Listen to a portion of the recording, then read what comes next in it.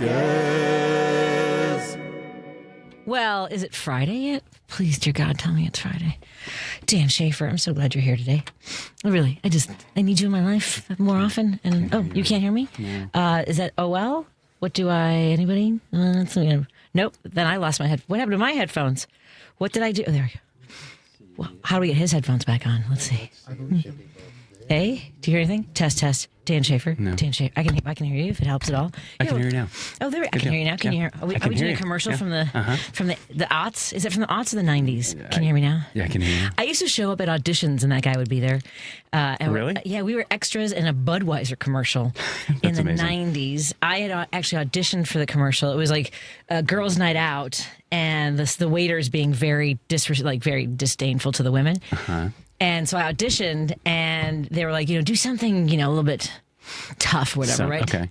So they had these beer bottles on a tray, and the guy's saying something jerky to me, and I take one and I bite the bottle cap off. It was already loose. So Okay. I had the Okay. expectation it was you could see it rattle. Yeah. So I bite it and I spit it out, and they started laughing, and they go, "Hold on a second," and they run and get one of the pretty girls that had just left and made her come back in and do that. Oh. But they brought me in as an extra, so I all things end well. I just lost you again. You lost me again. Yeah, it did. Yeah. Yeah, let's take your headphones off and we'll figure. It's fine. What did you do down there? Are we? Oh, now I'm good. Okay. Oh, is it just the connector? Yeah, I think Maybe maybe. the connector. Is my jacket on top of it?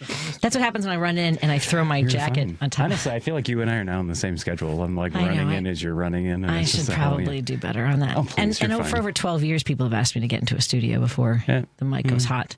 You're fine. Hey, you know what? You're here. I'm here. I know. You know what's funny? I thought it was a me thing. I really did. And then Matt McNeil from AM 950 told me that he absolutely doesn't. He and it's funny because I don't get mad at the people who are frustrated with me because I get it. It's anxious. Yeah. You don't know what happened. Like there was one day years ago where I was trying to get here, and there were icy streets coming off my block. Right, I live right down the street, and so there's icy streets. I'm getting across all 4 lanes of traffic, and I start to just slide. Oh, wow. Now okay. I'm like, Jesus, take the wheel moment. Yeah, I was this close to a parked car. That was so. This is how it ends. This is how it ends, right? With an insurance file, right? Yeah. Yep. Mm-hmm. So you would think after that instance. Yeah. I don't know what it is. We were talking about last night. I just like to come in and not spend too much time and just go. And that's what Matt McNeil told me too. My point with that was, you're never like not like you're here when we're ready to go type thing, Right. And whether it's 30 minutes before, 5 minutes before, you're good. That rarely happens, we'll be honest. Well, I mean, 30 of that, maybe I guess. Yeah. Okay. Yeah. I mean, I did that one time and I regretted it. Yeah. I was like, when do I go on? I'm like an antsy, like a puppy out in the, am I going on now? Am I on now? Can I go in the studio? And it's Joe Esposito's show. So I tried to, I'm like, and it's funny sometimes. Do you listen to our shows and want to chime in? Like, I know you call. I do. But do you talk to us like in the kitchen and? Oh my God. I literally, I have you on all the time. This past week has been kind of weird, but like normally I talk to myself in the car or talk to myself. And sometimes Jim walks downstairs and he's like, who are you talking to? It's like, Patty. It's Patty. And he's like, are you on the phone? I was like, no, I'm not on the phone. Yeah, she's in the studio. Yeah. Like we're trying to figure out the lighting. No, honestly, it's more of like, because you know me. Oh, it is those headphones? I think it might be the headphones. That makes sense. Oh, you know what? I think I used those last week. I'm not saying I broke them. I'm just saying they were problematic. Is probably the best way to put it. Better. Say hello. Can you hear me now? Oh, we're good. Yeah, we're good. all set. Awesome. Okay, Glad to hear it. It's like people are hearing how the sausage is made in the studio here. That's the story of my life. How is the sausage made? Yeah. But to finish my Yes. so when I before I got here, I was watching, me, Fox News. I was watching the 5 and everything, and I yell at the TV. When you're on the air, I talk to myself. When Fox News, I yell at the But there's a lot going on. I have watched Fox News 0 times. Good for you. Good for you. Many. I do it years. so you don't have to. Okay. So yeah. Yeah, and I was talking to somebody else about that, and I was like, I do this so you don't have to. Right. But I'm Joan, Stephanie Miller, Tom Hart. I'm always listening. I've always got my AirPods in, and I'm just. Whenever you're on, I just like to hear what's going on. Absolutely. No, and I like the white noise too. Not that our voices are white noise, sure.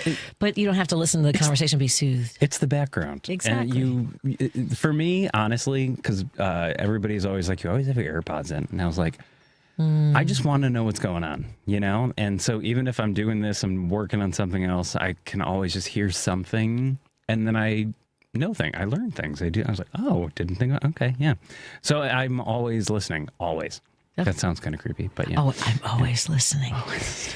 What's on your mind today? What are some of the stories what did the five talk about today? What was their jam? What were they talking about today? See how important it was? I know, Makes a lot of sense. They are... Fox News is doing a very, very...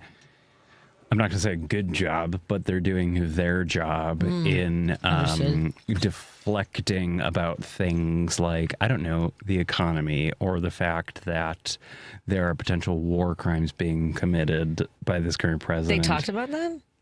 Well, so they didn't talk about it. They're cheering it. They're like, "Yay!" They're making it seem like that it's something that needs to be done. You know what I mean? So they're like I said, they're deflecting, right?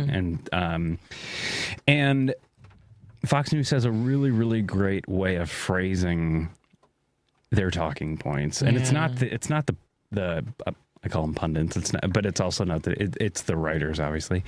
But they are positioning everything that's been happening, even to the point of our president's health. And there are a lot of questions about that. They're making it seem like everything's hunky dory and the economy's great and everything's just moving along. It's just full steam ahead. Everything's great. Everything's great. Yeah, and A++++ is our president's and they're health. cheering ICE agents and things like that. And they're excited. Do they show like it's war? Well, and I just saw a post about how DHS is buying armored cars from a Canadian company. I think it was $7 million or I think it was $7 or $8 million.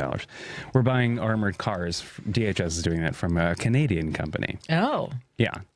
Somebody just mentioned it to me. Are they charging tariffs? It's funny how suddenly the Canadian tariffs went down recently. Interesting. Yeah. There's just so much. And that was I always try to be good. I always try to be positive. But there's just so much going on. You can't keep up. Right. You cannot keep up with it. And half the time I'm like, all right, so this is what I heard. I got to go look it up to make sure it's actually news or it's actually real. Because half the other people don't do that. They just literally are like, this is what's happening. I was like, but are we really buying Canadian? But so we were buying, it's a Canadian company. And then there were like reports that they're going to be manufactured here, but then there were other reports that the American manufacturing industry hasn't been able to build itself back up because Joe Biden had all of this stuff in place, but it takes time to build up a massive because all the companies outsourced it for so long. And so Cursino wants these things now. So there's all these weird, and you got to read, Right. You can't just Google it and just be like, oh, no, you got to scroll down and read through other articles and be like, oh, okay. Oh, wow. Okay. That's not actually true. Right. Interesting type thing. Yeah. I don't know. So we are getting armored cars. I don't know who's manufacturing them at this point, but that's the thing that's happening. And also she did get her 2 private jets for DHS. Did she really? Yeah. Okay. During the government shutdown, she was able to buy 2 private jets. Yeah. Wow. Oh, we haven't spoken on the air. How was the Holly Dolly Christmas event? So much fun. So much fun and so tiring. But we sold out all 3 nights. Nice. And it was just fun, and I didn't do a fraction of the things that everybody else did. There were dancers, drag queens, soloists. I just stood there and sang, but like you could just look out into the crowd and it was just everybody was just having so much fun. Nice. And you just need that. And there were kids. It was good. Yeah. Excellent. And you are going to be hosting the second half of this show. I am. Well, who do you have on the show tonight? So I have a very good friend of mine. Her name is Kathy, and her new business partner Jeremy. They recently just started a accounting firm. And so I thought it would be interesting to have them come on and talk about, as we round out the year, certain things that you may need to think about before 12/31, right? Oh, okay.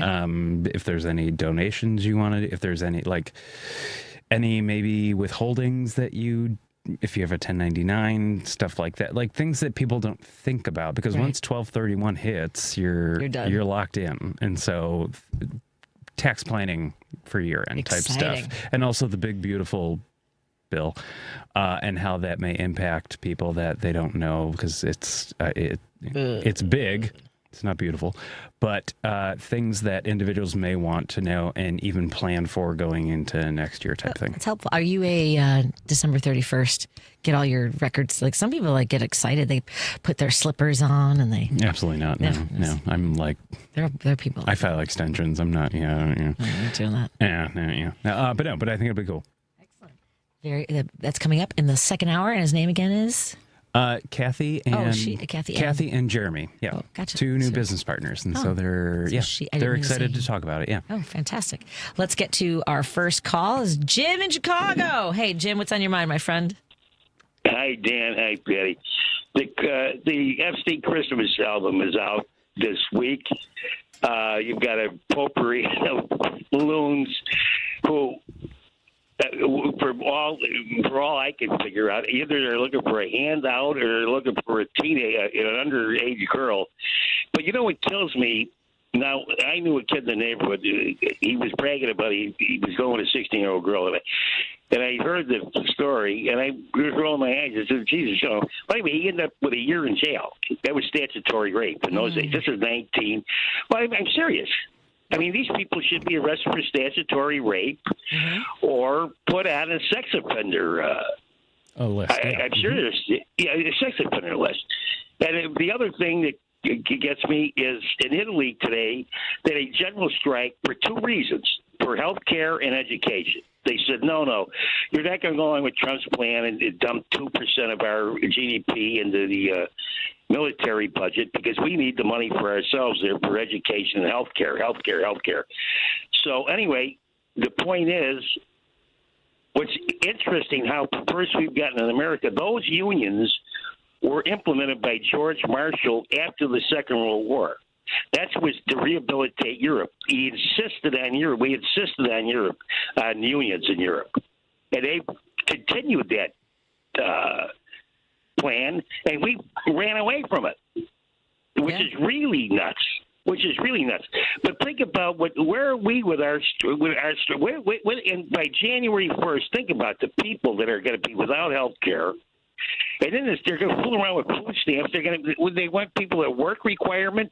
They want them to reapply every 6 months. I mean, are they nuts or what? We can barely get people to vote, Patty and Dan. You know what I mean? Yeah. Let alone reapply for everything under the sun. Right, but and the process of doing that, though, you have to also have the infrastructure, and I have Doge in my mind when you don't have the support to actually if you want people to every 6 months, you got to have the infrastructure ready to go. Otherwise, it's not going to happen. Oh, absolutely. And that's probably they tell this applesauce story that the 41 million people that are on SNAP are loafers and schemers, but the reality is most of them are employed. Right. Yeah. Most of them are employed, but they're so underemployed. It's not like Europe where they get their $25 an hour. I mean, here you need $27 an hour to get a one-bedroom apartment. Yep. So anyway, let's get down. Came in hot with that music. Sorry about that. Thanks, Jim. Yeah, sorry. You have a great weekend. Thanks, guys. Thanks, Danny. You as well. Let's come back in a moment and thank our sponsors on WCPT 820 Heartland Signal and KKNW 1150. More after this with our guest co-host Dan Schaefer, who is taking over the second hour. Choose Views with Richard Chew. Roe v. Wade being snatched from us as a society. And when I say that, I'm a little upset with the guys out here. Where you at, guys? Why aren't you standing up for the women you say you respect and love and care so much about? I'm calling out men. Where are you to support women who are in need on this subject? Women need us now more than ever when it comes to this conversation of a woman's right to choose. Richard Chew, weekday mornings at 6 on WCPT 820. If you're an experienced homeowner who's outlived your assets or your spouse recently passed away, you need to call Team Hochberg, your trusted local reverse mortgage lender. Alice, 90, widow, income $24,000 a year, living in a $500,000 home with no mortgage. Alice's husband recently passed away and she was terrified about losing her home, so her daughter called for information about a reverse mortgage. We helped Alice secure a reverse mortgage which allowed her to access $300,000 tax-free dollars so she could afford in-home health care. Let's review. Alice's husband recently passed away. She outlived her assets and thought she had to sell her home. Our reverse mortgage expert, Jose Rodriguez, helped Alice secure a reverse mortgage so she could afford in-home health care and peacefully age in place. Team Hochberg's helped thousands of radio listeners, but we can't help if you don't call 855-563-2843 or visit that website you know and love, 56david.com. Lower.com, equal housing lender, NMLS 1124061. I know that hiring can be challenging. You need someone to match your role perfectly. Well, now you can meet them fast on ZipRecruiter. Build your team, build it sooner. Meet your match on ZipRecruiter. Just head to ZipRecruiter.com/free right now to try it for free. That's ZipRecruiter.com/free. Meet your match on ZipRecruiter. Try it free. This is WCPT 820, where facts matter. If you're listening to this station right now, you've definitely heard my voice before. Hi, I'm Hawk. And I'm Pete. And we're with Source Solar, your local source for solar. Source Solar is Chicagoland's premier solar installer, providing solutions for over 1,000 homeowners and business owners across Illinois and Iowa. With over a decade of industry experience and deep roots here in Chicago, we have the expertise to help your transition to clean, renewable, resilient energy. We can guarantee that we save you money day one without any out-of-pocket cost to you. This means you have an instant ROI, instant payback, and can save money to add to your bottom line day one. At Source Solar, we source everything as local as possible, meaning we always carry the Made in USA sticker.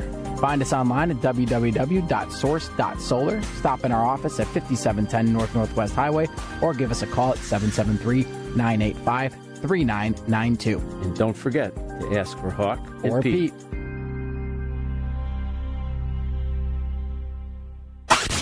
You're listening to Driving It Home with Patti Vasquez. Thank you so much for joining us as we drive it home. I'm your host, Patti Vasquez. Oh, we're turning the lights off now. Look at that. A little mood lighting, Dan Schaefer. It's like we're on a TV set today. It is kind of, sort of, yeah. Thank you so much for joining us as we continue our drive home with Dan Schaefer. We want to thank our sponsors, Pride Coffee Roasters. Go to pridecoffeeroasters.com and maybe order a bean subscription. They have single origin roasted beans, which, of course, are the healthiest kinds of coffee beans to have. And when you order, they roast them to order. So that's awesome. You can get your Resist Movement blend, which has notes of blueberry cobbler, chocolate malt, and a warming spice. Go to pridecoffeeroasters.com. And, of course, our friends at Minocqua Brewing Company, where we had to visit earlier this week and have a lovely gathering with some of our friends in Madison. So go to MinocquaBrewingCompany.com and check out their great brews. So, hi. And you're heading back to Wisconsin tonight? I'm going to Kenosha. I'll be at the Wyndham Comedy Club tonight. I've got a show tonight and tomorrow. I'm working with Jerry. I don't know if I'm going to stay up there. And I do like Kenosha, but I'm not up for it tonight. You know, it's cold. It seems like it's not that long of a drive, but it's also that stretch of 94 is kind of really boring. It is. It's just kind of, yeah. Which can be good. Boring is not a bad thing when it's cold. I used to drive up to Green Bay. Well, I went to college there. Well, you know this. Your husband attempted St. Norbert. Wasn't for him, but it's a long drive. You know? Oh, Even God, Kenosha, yeah. It's just boring. Was it 3.5 hours to Green Bay, De Pere? I used to make it in 3, but yeah. Look at you. I know. All right, then. I only got pulled over twice, so it's all right. As long as you're nice to the police officer, they're like, all right. Oh yeah, no. Yeah. But it's just kind of like, I don't know. You can also take 43 or 41, and I don't know. Yeah, I do love Wisconsin. I love Wisconsin, but it's just. But also, like, Southern Illinois is also very boring when you're driving through it, too, when you think about it. So, yeah. Yeah, well, I hope that you drive safely. I hope so, if you're too. Gonna stay Golly, up there, thank you for wishing something. Yeah. Coming back. Yeah, I think I'll come back. You know, Okay. I just rather spend the Saturday with my family than hanging. I mean, believe me, I love Kenosha. Don't get me wrong, Kenosha. It's a We're really friends. cool city. It's It a really really is. cool city, yeah. There's an axe throwing place that I love that has the You were best talking charcuterie. about that, the yeah. charcuterie, the most massive charcuterie boards, and they have a beer wall. I don't know if you're a fan of beer. I love But beer. so they have just spigots, like spout, like you just go up and you can have as much as they just charge you by the ounce. Oh, yeah. They give you like a different- card thing Yes, or whatever. Yeah. exactly. Yeah. Yeah. That's cool. It's very I cool. love Wisconsin. Supper clubs, everything. And the Burger Palace, I think is the name of the place. Mike's Burger Palace, across the street from the comic. Anyway, I could just give you a tour on the Frank's Diner, which is an old train car. Okay. Yeah, I probably spent too much time in Kenosha when I was door knocking. Hey, you know what? I'm just saying. We tried. We tried. Really. I went to Michigan. We tried. Yeah. Mm-hmm. We tried. Not great. Mm-hmm. At any rate, let's. So okay, I saw a story out of Minneapolis. Like an observer of the ICE agents came out and was like, I think she was like in her 50s, and they out in the cold, asking them what they were doing. They handcuff her, detain her. They cut off her wedding ring. This is a U.S. citizen. Yeah. Yeah. And her husband could not find her for 5 hours. Really? Yeah. How fun more, is that maybe. Yeah. in the This is what United we're- States this of is what we're doing America? now with people. There's been a bunch of because you don't sleep either. Not even. I'm up all night, like just looking through stuff, and Christina was at a hearing, and there are a number of U.S. citizens that have been detained, like what you just explained. And when asked about it, she doesn't know the number of U.S. citizens that have been detained by ICE. Wow. And it's kind of like, this is your department. You're the Secretary of Homeland Security. Like, shouldn't you know these numbers before you walk into a congressional hearing type thing? Like, you should. We made mistakes. Alleged, like it's being fixed. And she's like, I don't know. I'm like, okay, all right. There you go. You are not qualified to do your job. And multiple representatives told her that exact thing. You need to resign. One of Delia Ramirez from here. Yeah. I think she's my representative. That sounds right. She basically said, she's like, you need to resign. And she goes, and I've tried to set up meetings with you, and you have ignored them. And I think she said, she was also something along the lines of like, you need to realize or remember that this is a co-equal branch of government, and we have oversight. Right. And then she basically was like, so if I give you times to meet, will you do that? And no one said yes. And then she goes, okay, great. I've already sent it over to your office. Like, okay, cool. I mean, yes, good deal. Okay. Yeah. It's called oversight. And it's like, you are the executive branch. We have the legislative branch. We have the judicial branch. Like, they should all be, yeah. But it's, I don't know. I mean, and they're not really here anymore. I mean, they're still here in Chicago, but they've shifted focus to like New Orleans and other places. Yeah. And stuff, so there's a lot. know. And I know It's scary. I know that's your happy place. I know. That's right. My friend is moving from there in big part because I think her last day is coming up next week. Oh, really? Yeah. Yeah. I don't know. I don't think there's accountability. I don't think that I don't know. Yeah. Yeah, I mean, like the idea that, and I guess they're excited there because the local law enforcement is assisting them. So then you have like almost double the force of what you're going to do. And I know there were folks here, like there was former CPD that thought that that's what Chicago should do, and it's like it's the whole comply. It'll be easier for us to find people if we can work with people who know their way around the city. I don't know. I mean, the chaos wasn't great. I don't know how much the systemic, like the very focused and organized element of that would have been. Well, when we had Alderman Villegas in here a couple weeks ago when I was co-hosting with you, some of his perspective was don't call 911. because their goal is going to be to like control the situation in general. They may not be trying to protect individuals that are being taken by ICE type thing. And so, and the, I don't know, the perspective that I got from him talking is you got federal, you got state, and you got municipal, you got city. ICE technically has the upper hand here, rightfully or not, but that's the reality of the situation. Exactly. And it kind of makes you feel kind of powerless, especially if you're a person, elected official like an alderman or a mayor. It makes you feel kind of powerless to protect your citizens. That was the perception I got, but yeah. Oh, scary. It is. We are going to take a break. Before we do that, I have a quick favor from our listeners, especially the folks who help spread good information. If you've ever shared something you heard on WCPT or read on heartlandsignal.com, maybe a clip, a story, or a moment that cut through the noise, we want to hear from you. We're building a network of people who help their community stay informed, and you might already be one of them. It only takes a couple minutes, and if you fill out the survey, you can enter to win for one of 5 $25 gift cards. Just go to heartlandsignal.com/share and tell us how you pass information along. Again, that's heartlandsignal.com/share. You're a big part of how trustworthy pro-democracy news actually travels, and we want to hear from you. More in a moment with me and Dan Schaefer, the host of Politini, and Tuesdays with Josie, wherever you listen to your podcast. We'll be right back. You're listening to WCPT 820. Here's the latest Chicago weather update. From the Weatherology Weather Center, I'm meteorologist Regina Cole. Flurries will be possible for this evening. Otherwise, we'll see cloudy skies as temperatures dip back to around 8 above, and it will be breezy. Breezy into Saturday with snow likely. New snow accumulation less than an inch, a high around 13 and cloudy. Decreasing clouds expected into Saturday night as temperatures fall back to 1 below with breezy conditions still. Wind chill values will dip down to around 20 below Saturday night into Sunday morning. Sunshine returns for the day on Sunday, a high of only 11. That's your latest Chicago weather update. Right now, it's 28 degrees. This is Chicago's Progressive Talk, 820 AM, WCPT Willow Springs, and online at WCPT820.com, where facts matter.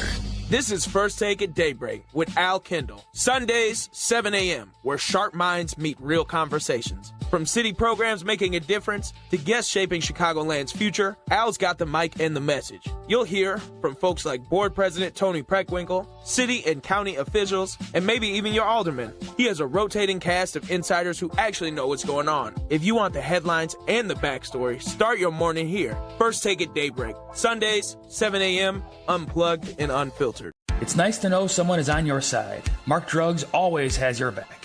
No two dogs are the same. A dosage form or strength of medication that works for one dog may not work for another. A compounding pharmacy like Mark Drugs is here to help you with your pet's medication challenges. We'll be happy to help you when your pet is sick. After all, it can affect the whole family. That's why we give our four-legged patients customized medications to make it easier for them to take. For pet medication problems, first see your veterinarian, then talk to your hometown independent compounding pharmacy, Mark Drugs. If you'd like to know more about the ways we can personalize medication for each individual patient, we'd be happy to help.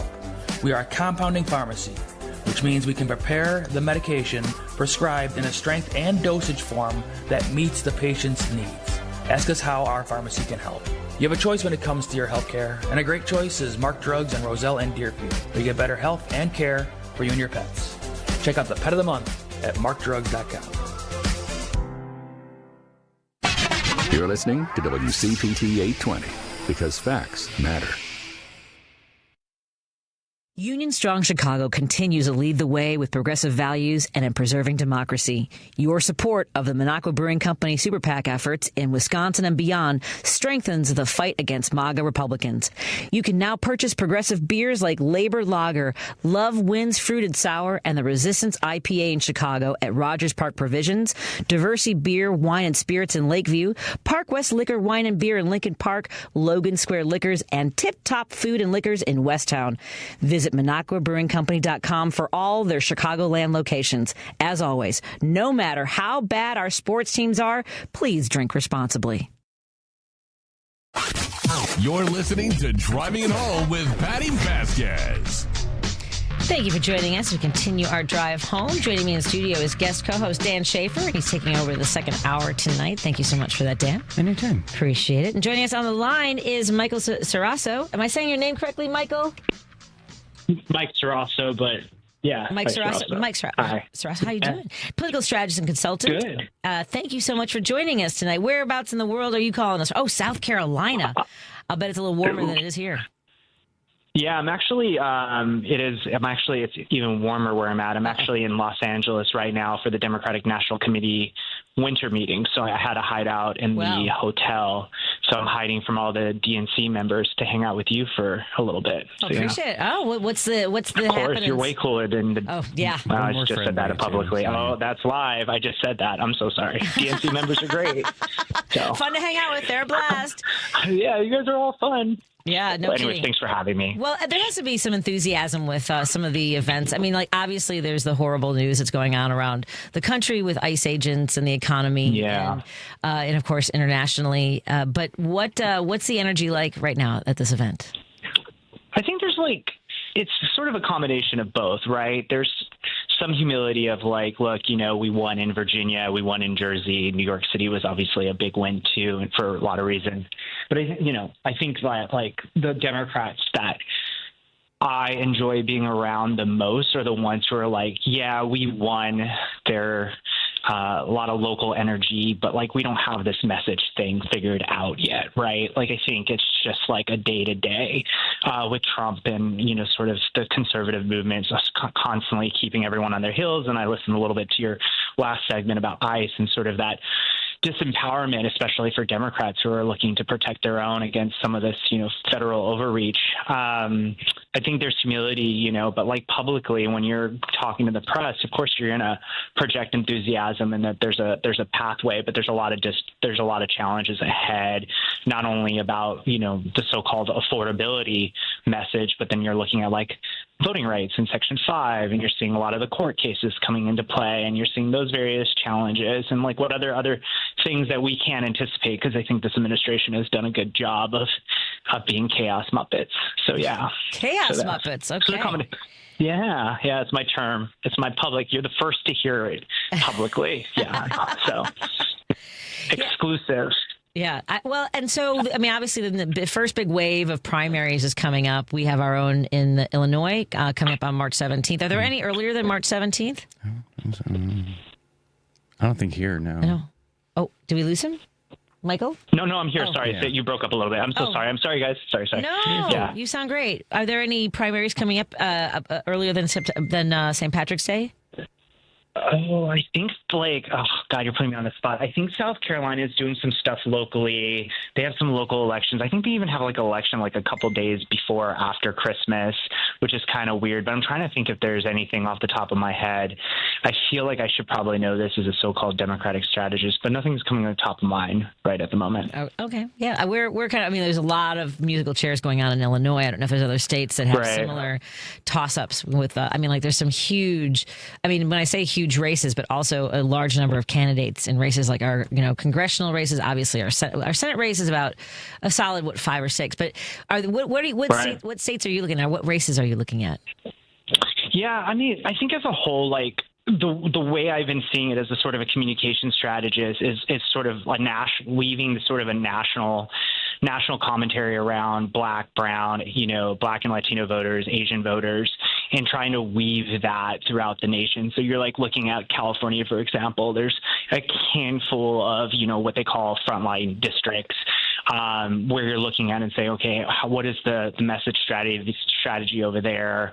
How are you looking at things, hyper locally, and like, how are you talking about Black and Brown communities, in California, and how are you talking about it differently than I'm trying to think like in Texas or I'm trying to think like Virginia or Jersey or some of these states, and like trying really hard to get the Democratic Party as a whole to be thinking about messaging differently in the geographies that we engage with, right? And so, an AAPI voter or, in New Jersey is going to see the world completely differently than an AAPI voter in like Orange County, California, right? And so really trying to get folks to understand that, like, not all Vietnamese people are the same, not all Black people are the same, and not all Latino people are the same. And I think that's what we're really, like, through my communications firm and the clients that I'm working with, really, really trying to be like, all right, what are the emotional differences? Like, what does affordability mean to someone who lives in South Carolina versus someone living in New York City or Los Angeles, right? And I think the party's really working on that and trying to look at things from a geographical perspective, because a lot of times the national media, and what I find to be the most fascinating, even though I love the national press and I work with the press, and I think there's so many great commentators and reporters, I think because the amount of words that can actually put on a page is limited, they sometimes can't break these things down so the audience and readers are, like, really fully understanding that, like, there's a different way to talk to human beings from across the country. And so we're trying to line up the right folks to put that into the press, to work with creators in various spaces so they can give that emotional intelligence that I think sometimes is lacking in politics. So, yeah, if that makes sense. Yeah. I have a question. So I don't give Donald Trump credit for much, but the man can push a message, right? And it's you repeat. And I do think that what you were just alluding to is this is an opportunity for local elections, like you were just alluding to, right? Where we could potentially flip the House, provided gerrymandering doesn't actually happen. But that also got voted down in Indiana, so there's something going on. That's great news. There's something going on. And then when you talk about Virginia and you mentioned New Jersey, this is an opportunity, and I want to get your opinion on this, for local elections, right? So the president is the president, okay? But then there is the House. Then if, God willing, we can flip the Senate, I don't know about that. But if people are actually doing what Nancy Pelosi also used to mention, is like the kitchen table topics type thing, that could resonate and actually shift somebody that may be a Republican over to vote for a Democratic candidate. Yeah, no, I think, and thanks for setting me up with a good question, because I think about this one a lot more, to be honest, than some of the federal elections, because I'm hyper local. You know, in 2008, after I worked for Senator Obama, then who became president, you guys all know who he is, I didn't go and work on federal races as much. I went to go work on hyper local races. And my first race after working for President Obama was in Bed-Stuy, New York. And then I worked on like 6 or 7 local races, took a little time off to graduate. And then I went back and I worked in the South. So I worked in Aiken County and Saluda County in South Carolina, and I've worked in different rural areas in North Carolina and Georgia. So that hyper-local stuff, I think, from a national messaging perspective, is always challenging, because, like, what's happening in, like, Saluda County or Aiken County, it's hyper nuanced stuff, right? Like, these are not necessarily the richest areas. They struggle with affordability. They struggle with housing. Like, someone's like, oh, housing in a rural area is really cheap. It's like actually comparable to the wages that they're bringing in. It's really becoming expensive, right? Some of these folks are working 2 jobs and traveling 50, 60 miles in between jobs to do those 2 jobs. And that empathy sometimes is missing from the conversation. So when everybody's like really focusing on these sort of like national issues, like these hyper local issues, you're looking at Republicans are looking around and they're hearing Democrats are saying, we're going to give you this, we're going to get you this, we're going to deliver you this. And then those deliverables don't happen for a generation, and then they become disenfranchised. And I think that's where the Republican Party beats the crap out of us every single day, is that those hyper local races, the city council races, some, obviously the state assembly races, and of course some, the state races, you can look at gerrymandering too, right? There's a big part of that. In something like North Carolina, you can argue there's a handful of districts that could be Democrat. But overall, like, the Republican Party and the Republican leadership at the local level seems to stay in their communities for a generation, and then they're the ones who are showing up at the city council meetings. They're the ones doing public comment. They're the ones getting on the virtual city meetings, and they're doing the planning commission meetings and stuff. And so, like, while Democrats are like, I believe, are right on the issues more than not, I think sometimes our organizing model gets really caught up in sort of this national thing. And that's why the South Carolina work that we're doing with the creators and stuff isn't like looking to buy them off and be like, hey, create content for us. It's like, no, you're all constituency groups. You represent various constituency groups. So many of you live in rural and small town areas. We just want to talk to you. And then maybe you go back into your community, back to your point, and organize. And that neighbor to neighbor stuff that really, like the Obama campaign and, like really emphasizing, that's where I learned, like implementing that back into our way of thinking and not being just behind a computer or behind a camera and saying, hey, you got to go out and organize. It's like, no, show up to your city council meeting, show up to the folks that are deciding about whether, zoning is going to happen and these housing units are going to be built. Like, you got to show up to those things, and then those things trickle up. And I think that really impacts federal races a lot more. But that's a year round thing. And people, arguably, the last point I'll make is like, the challenge is like, if you're working 2 jobs and you care about this stuff, when are you going to have time to go do a public comment? Like, you have to make time for that if you're taking care of family, if you have elderly care that you're worried about, all these things. So I think Democrats, can sometimes like be a little bit more empathetic about how they're thinking about their organizing model and create those entry points. But it's challenging. Like, I can say all that stuff, and we can break it down about how challenging. In certain states, you're lucky just to get enough time off work to vote. So, because you can wait in line for 4 or 5 hours, and so that's a whole other Pandora's. So excellent. But local organizing to me is my bread and butter, and a lot of the people I work with. I'm doing a couple of rural races, and I think you guys had Callie Barr on for Michigan 1 and New York 21, Blake over there running in that Stefanik seat. And then, doing those kind of races really matter to me because I think those are the hard ones. You're going to get your consultants, and you're going to get your, certain folks are going to gravitate to certain races, those so-called frontline districts, the 40 or 45 that you really need to win. But hold on, sorry. Oh. No, I can go back out. Sorry, I just got, Yeah, I'll give it to you. Hold on. You're being pulled away from us. I'm getting I'm sorry, guys. You guys are all hearing I'm getting the room number asked. 1 second. Oh. Sorry. Can I get 2 minutes? 2 minutes. Yeah. Sorry. Sorry about that. So you guys got all that on recording, but what is it saying? So but a lot of these rural candidates and stuff, they have a hard time because they have like one media market, organizing, there's miles apart between communities and engaging people and all that fun stuff. So, yeah. Well, what do you want folks, how can they follow the work that you do and stay informed?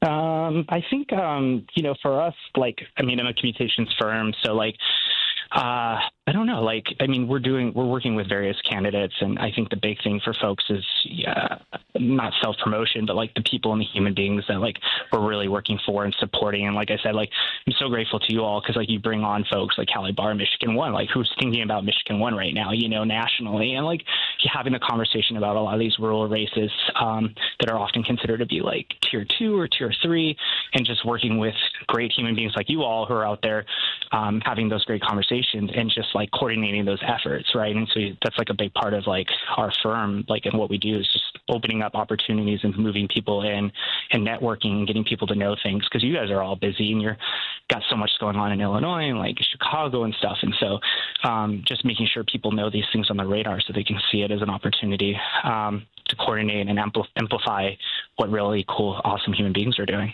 So, yeah. Outstanding. Well, thank you so much for filling us in and catching us up on all the events. We've been talking, now say your last name for me because I'll just butcher it. Ceraso. Ceraso, yeah. I was going to say that. Michael Ceraso, yeah. Michael Ceraso. Yeah, you did great. Political strategist and consultant. It's been a pleasure talking to you. We look forward to having this conversation. No, not this one, but the next one I look forward to as well. Thank you. Sorry, guys. Thank you so much. All right, thank you, Saul. Awesome. Have a great night. Enjoy Los Angeles. You too. There's I will. Hey, Thank Michael, you.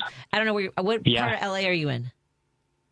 I'm in downtown Los Angeles right now. Okay. So there's a weirdest little, and Dr. Bassell did not like it, but there's a place called Tokyo Cube that's a sushi joint right off of next to a gas station. It's a legit good. I'm just saying that's how LA is. Oh, I'll gas totally station, try that. Sushi. I was just in Chicago, by the way, last week, seeing a bunch of professional wrestlers at the Akery brewery. So I was there for one night. Professional wrestling is such a big part of Chicago culture, and I was able to spend a lot of time hanging out with some really cool wrestlers. So I love your city. I've been thinking about moving to your city forever. Oh, you are welcome anytime. Exactly. Come, let us know when you want to come and take a tour with us. We'll show you around. Thank you. Can we all go watch professional wrestling together? You're so funny because Dan and I looked at each other like, are we a professional wrestling city? Elliot Serrano can take you to a lot of those events because he loves professional wrestling. Thanks. Yeah, excellent, Michael. Have a great trip. You too. Thanks, guys. Bye. Thanks. Let's take a break here in just a moment, and we'll continue our drive home on WCPT 820 Heartland Signal, KKNW 1150. And joining me in studio is guest co-host Dan Schaefer, the host of the Palatini and the Tuesdays with Josie podcast as well. A Better Life with Dr. Sanjay Gupta. Chronic pain can be overwhelming, and it gets more common as you get older. There is no simple cure, but in my new book, It Doesn't Have to Hurt, I explore a bunch of ways to find relief and even prevent pain from happening to you. One important way, just stay hydrated. You might know as you age, you start losing your sense of thirst. So start the day off with a full glass of water, fill it back up, and keep sipping throughout the day. The general rule of thumb is 9 8-ounce glasses a day for women, 13 for men. Also, keep moving. I know when you're in pain, the last thing you want to do is move. But regular exercise, especially as you get older, is beneficial for both your physical and your emotional health. What happens when you move is amazing. It changes your body's chemistry and even promotes new neuronal growth. I'm Dr. Sanjay Gupta, helping you live a better life. The guru of gutter protection himself, Chris Cunahan, president of Leaf Filter, is here to take your most pressing leaf-related questions. Hey, everybody, Chris here. I understand we have Ron on the line. Ron, where are you calling from? Uh-oh. Ron, are you calling from a ladder? Well, I was. I wanted to ask Chris what I need to do to get my gutters ready to have Leaf Filter installed. Oh, Ron, you don't have to do anything. A Leaf Filter Trusted Pro will come out and clean out your gutters, realign and seal your gutters, and install Leaf Filter, America's #1 gutter protection system. So I didn't need to get on this ladder? Ron, Leaf Filter Trusted Pros are in your neighborhood and ready to help. Just visit leaffilter.com/deal to schedule your free gutter inspection and get up to 30% off. Thank goodness. What was that site? To get this special radio offer, go to leaffilter.com/deal for your free gutter inspection today and get up to 30% off. That's leaffilter.com/deal for up to 30% off. leaffilter.com/deal. See representative for warranty details. Alexa, play WCPT. WCPT from TuneIn. Patti Vasquez is taking your calls now. All right, let's hit it. At 773-763-9278. I got a lot to say. It's Driving It Home with Patti Vasquez. Dan Schaefer and I are hanging out for the drive home. I hope you're happy, healthy, and safe wherever you are tonight. Dan's taking over in just a moment as I make my way to Kenosha, Wisconsin at the Wyndham Comedy Club. I'm looking forward to seeing some of my friends up there, including my friends Robbie and Toy. And we'll have a good evening. Jerry Walski is opening. And he's opening? He's opening for me, yeah. I love him. I know. Isn't he great? He's so cool. He's very, he's a ride or die kind of guy, I hope. He literally texts me. He's like, if there's something going on with Patty's show, let me know first, and I can make sure that she knows that it's at. He has your back okay. Yeah. Let you know if what's happening. If anything goes, I'm coming on, or if I'm doing whatever, or if I have a guest or whatever. Oh, I see what you're saying. And he's like, I'm just gonna make sure that she knows type thing. Yeah. Awesome. He's got your back. He's got your back. You know what I have? What? I have this read that ends happily for somebody. We are. The Fry the Coop is Chicagoland's answer to hot chicken. The fast casual chicken shop brings the heat with its simple cook-to-order menu. Whether you want it crazy hot or no heat country fry, the Coop satisfied your fried chicken fix. It's a lot going on in that chicken. There's a lot, chicken. Signature sandwiches include the Nashville hot chicken and cheese sandwich. There's a lot of spacing in this that I probably should slow down for. Hold on a second. Signature sandwiches include the Nashville hot chicken and cheese sandwich, Chicago hot chicken sandwich, donut fried chicken sandwich, and spicy butter fried chicken sandwich. Those, I should slow down for those because they sound amazing. They sound amazing, yeah. Fry the Coop has 10 locations in Chicagoland open daily. Visit frythecoop.com or follow them on Instagram at Fry the Coop. Contest running on WCPT. 820 are open to listeners, or I haven't told you. Caller number 2, 773-763-9278. That's 773-763-9278 for your chance to win. A $30 Fry the Coop gift card. Contest running on WCPT 820 are open to listeners 18 or older and residents of the greater Chicagoland, Northwest Indiana area. 1 entry per person, 1 winner per household. Void where prohibited by law. Listeners may only win or qualify to win once every 30 days. Complete rules are available on our website at WCPT820.com by clicking the contest tab. All right. That's my least favorite part of that, is reading the disclaimer. Uh-huh. You do it well. Joan does it. I tried to do it once. No, you did it. That was phenomenal. Yeah. Also, that sounds like really good chicken. It's incredible. Yeah. I mean, it's crunchy. It's juicy. It's fantastic. Yeah. So we have, the phone lines are lighting up for folks to get involved. Yeah. All right. Yeah. No, that sounds amazing, actually. And I've gotten takeout, like literally for dinner, and for like the household for us, there's 4. It's affordable and it's really, really good. Okay. And it's, I love it. Yeah. And I'm not normally like one to go out to eat type thing, but you're driving home and they're all over. Like you said, they've got a bunch of locations. It's cool. Okay. Yeah. No, very good. Yeah. There's one near you. What's your go-to, like when what would be your, I guess it always depends on what kind of food you're in the mood for. Like my favorite's Thai. Yeah. I would say Thai food's one of my favorites. I like Thai food. Yeah. It just makes me pause because of all the carbs. I mean, most food does. Pasta, pizza, all the good ones. I mean, sushi's got. You know what's funny? What do you think of? Like, I always think of, it's got a lot of carbs. That's still so ingrained in my brain. I don't know why. You're talking to the gay, so I don't eat carbs. You don't any? You're right. See? No, I do, but I don't. You try to eschew them as much as possible. No, I love Thai food. Honestly, I really do love Thai food. That's kind of probably my go-to, or that. Chinese food I like too. So it's kind of the whole, and you can just get a bunch of stuff and then everybody just kind of makes a plate. Yep. And that's I like pizza too. You know what's funny? But Steve hates it in movies where people are eating out of the Chinese food container. Like who, with the chopsticks. He's like, who eats it like that? In the movies. Yeah. But No, I literally, Chinese is cool because you can just get everything, set it up on like the table, and then I'll just make your own thing and you can get everything. Right. Crab ragoon is my absolute favorite. Oh. That is my absolute favorite. That is very good. Yeah. I agree. I will eat all of them. Eat all the crab ragoons. Excellent. So coming up, let's remind folks that you have coming up on your show some accountants, which is, I know it makes people stressed, but stay tuned because you need this information. You do, yes.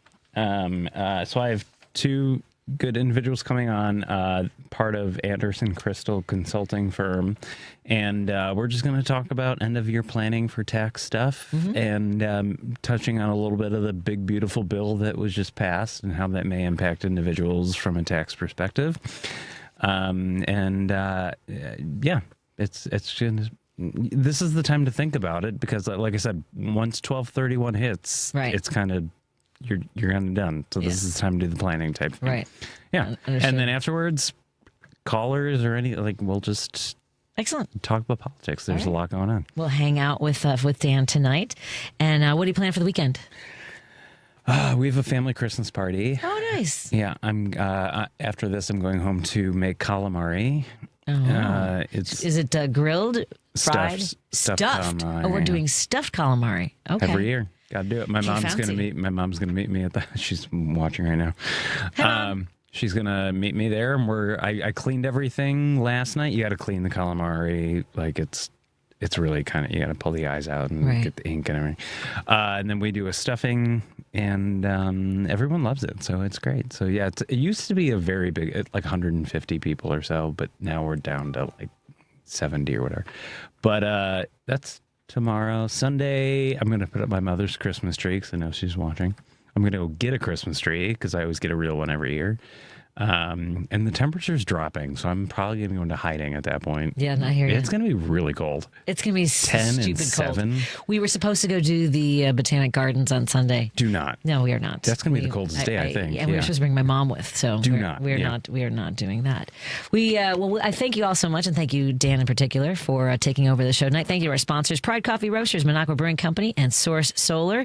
Thank you to Matt behind the glass. Appreciate the work that you do. It's very a lot more screens. Have you noticed in the studio? The engineers were in here. I feel like every time I come in here, there's more screens. There's a lot going on. It's a little bit crazy, but I'll be back on Monday, and look forward to having conversations with you guys.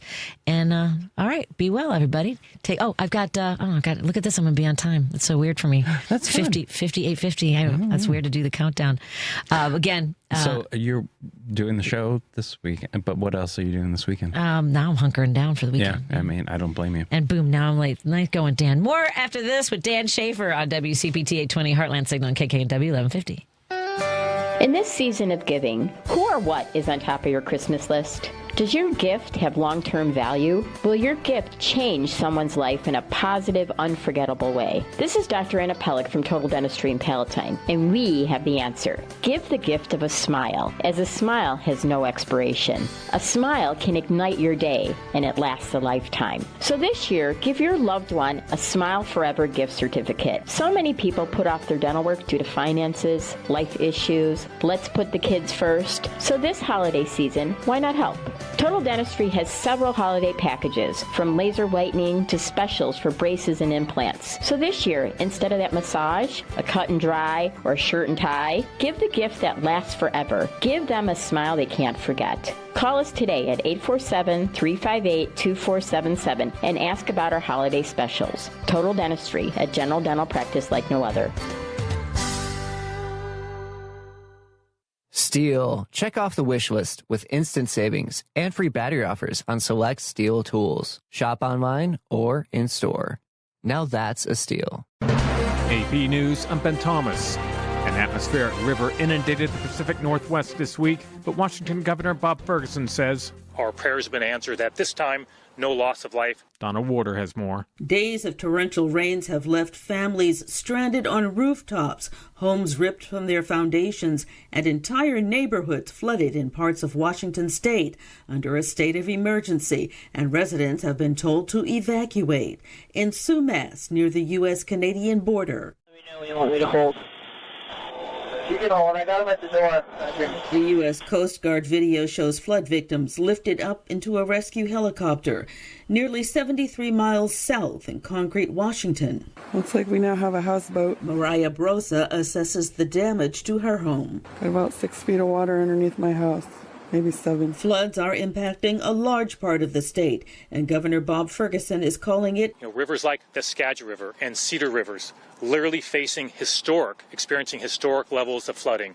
And so this is something that the people of the state of Washington have not faced before. I'm Donna Warder. House Democrats released 19 photos from Jeffrey Epstein's estate. They include images of President Trump, former President Bill Clinton, and Britain's former Prince, Andrew.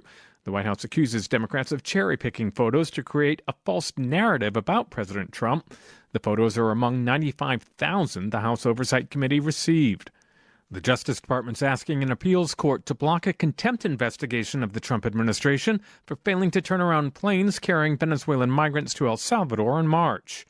On Wall Street, the Dow and the S&P retreated from yesterday's record highs. Dragged down by sinking AI shares, the S&P fell 1.1%, while the tech-heavy NASDAQ lost 1.7%. The Dow gave back 245 points. That's about 0.5%. For the week, the S&P and the NASDAQ were down, the Dow up. This is AP News. Pittsburgh Steelers linebacker T.J. Watt has undergone surgery to repair a partially collapsed lung sustained during a dry needling session. He will miss Monday night's game against Miami.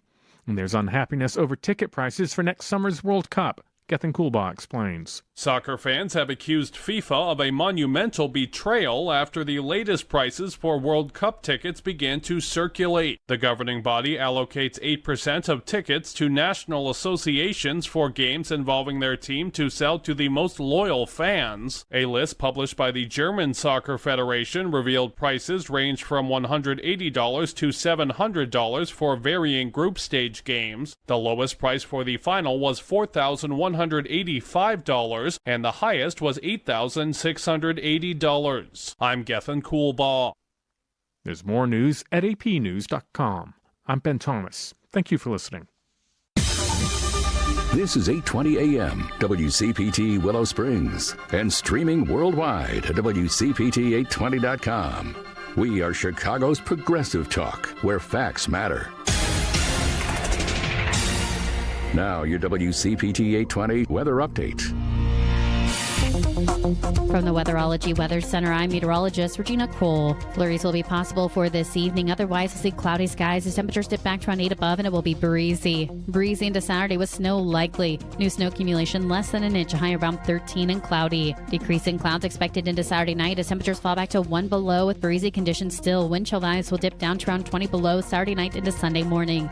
Sunshine returns for the day on Sunday, a high of only 11. That's your latest Chicago weather update. Right now, it's 28 degrees. Ever tried balancing a dozen eggs in one hand while hopping on one foot? Or maybe juggling cats while riding a unicycle? Sounds ridiculous, right? But guess what? That's exactly what texting while driving is like. Your human brain only has the capacity to focus on one thing at a time. So when you're behind the wheel, give driving your undivided attention. Don't drive distracted. A message brought to you by the National Highway Traffic Safety Administration, Project Yellow Light, and the Ad Council. The impact of a meal goes well beyond feeding our bodies, because feeling full can sound like this. How did the interview go? I did it! I got the job! I can't believe it! And like this. Mom, I got first place at the science fair with my volcano project. That's amazing, sweetie. Congratulations. Because when people are fed, futures are nourished, and everyone deserves to live a full life. Join the movement to end hunger at feedingamerica.org/act now. Brought to you by Feeding America and the Ad Council. Chicago's progressive talk, WCPT 820, where facts matter. No detours, no distractions, just bold ideas and real talk. This is Driving It Home with Patti Vasquez. And hello, everybody. This is Driving Home with Patti Vasquez. Patti is on her way up to Wisconsin because she never knows how to sit still. But she always asks me to fill in, and I'm always happy to do it. So this is Dan Schaefer. You've heard me before. And we've got the next hour to talk about all the things. But our first segment is everybody's favorite topic is taxes, right? And the best time to think about these things is before 12/31. And so I have two good friends who have their own CPA firm, Anderson Crystal Consulting, and they are available to talk about business consulting and personal things, financials, administrative and accounting services. They also specialize in nonprofit accounting, so that's going to be interesting. And we're going to talk about essentially year-end tax preparation, and then touching on this big, beautiful bill and how that will impact certain individuals, and just generally giving you an idea of how you can prepare yourself for the end of the year and set yourself up for next year. So I'm going to welcome my two friends, Kathy and Jeremy, here on Driving Home Patti Vasquez. Hey, Kathy, how are you? I'm great. How are you? I'm doing well. Jeremy, how are you? I'm well, Dan. Thank you. Okay. So I gave you guys a little intro to the business, and before we end, I will make sure that people know how to contact you. But if you guys want to just give each of you a little introduction on yourselves. Yeah, that'd be great. I'll go first. My name is Kathy Anderson. I have been doing taxes since 2011. I got my start with H&R Block, as a lot of tax preparers do. In 18, I got my enrolled agent designation from the IRS, which means I have taken a series of exams to earn the privilege of representing taxpayers before the IRS. We're the only tax professionals licensed directly by the U.S. government. So very exciting stuff for me. But I'm a tax nerd, so. And anything with taxes is very exciting, really, says nobody, but yes. Jeremy, how about yourself? My name is Jeremy Crystal. I graduated law school just about 20 years ago, and since then pursued a career in accounting management. So more of the higher level day-to-day and audit prep and things along those lines. Kathy and I started this firm in 2021 to focus on taxes. And so that's a bit of my background and how we came to start the firm. Very cool. So what prompted you guys to start your own firm? Like, what was the drive to do it? Well, we had worked together at a small trade association, and we always got along really well. And we realized that there was a little bit of a void in the accounting management and tax preparation world. You know, I had a friend who owned a small business and needed help with filing tax returns for the small business and filing their personal tax returns because they needed K-1s. Once that came up, Jeremy and I were like, why don't we actually start a business and do this right for real? Yeah. So you as any new entrepreneur, you identified a need and realized that you were able to provide a service to individuals, and that's actually that's a really cool reason to start a business. So what are just the rundown of the types of services that you guys offer? Jeremy, if you'd like. Sure. I'm not in general. You don't need to get into specifics, but yeah. Primarily, we are a tax filing services firm. So everything that you can imagine, from a personal 1040 return, family returns, businesses that are found on your 1040, like a Schedule C type business, and also corporate filings, partnership filings, S-corp filings. That's the primary service that we offer. But as soon as you get into the world of business, we also provide business consulting and management. And so a lot of our clients find that they need or would like a year-round service to help them make sure that they are capturing all expenses, getting everything actually recorded and digitized and audit-worthy to get ready for the end of the year.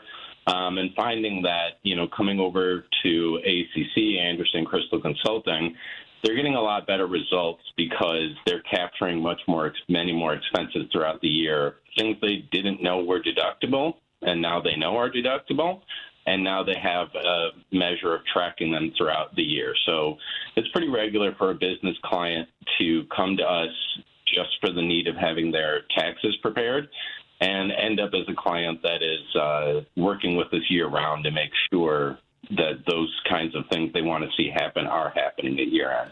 Right. So I always, I come from an accounting world, and so I always say that the best time to talk to your accountant is, I say, at least every quarter or at least twice a year type thing, right?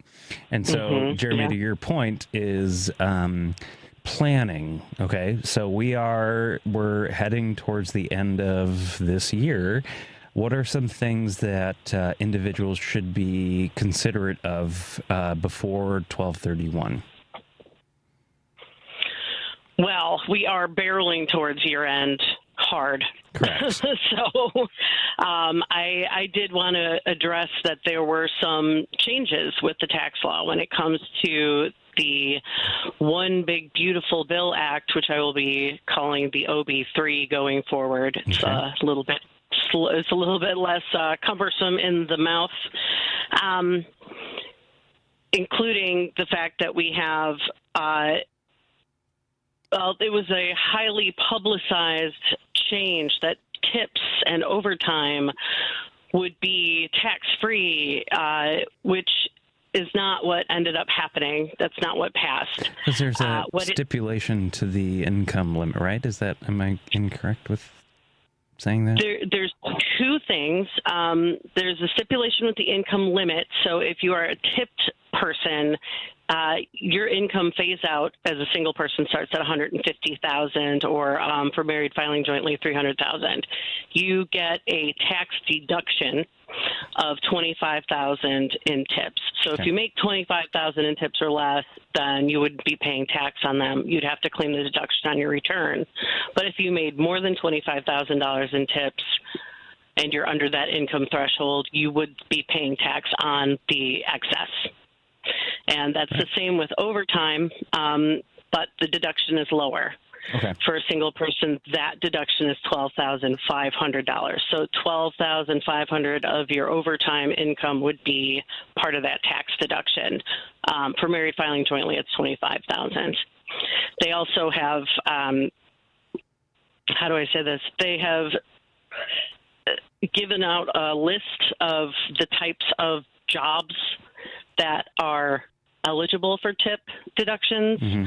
I don't have that list on me, but it's things like if you're a waiter or a server, jobs like that have a typical tip culture and not necessarily just any kind of tip that you might receive. Got it. Those may still be taxable. Okay. And that was one of the biggest things that they were like promoting about this. But as I always say, the devil's in the details. I'm a pessimist. My husband hates when I say that. The devil's always in the details. I'm also a former auditor, so yeah. So it's okay. All right. So what are the other big things in this big beautiful bill that people need to be aware of? Well, the standard deduction went up markedly higher than it normally would. It would go up like $100 or $200 per inflation, and it's increased $750 for individuals. Okay. So there is a higher standard deduction, which may determine whether you would itemize your deductions or not. Correct. Also, between 2025 and 2028, taxpayers who are over the age of 65 would get an additional $60,000 deduction on their tax return.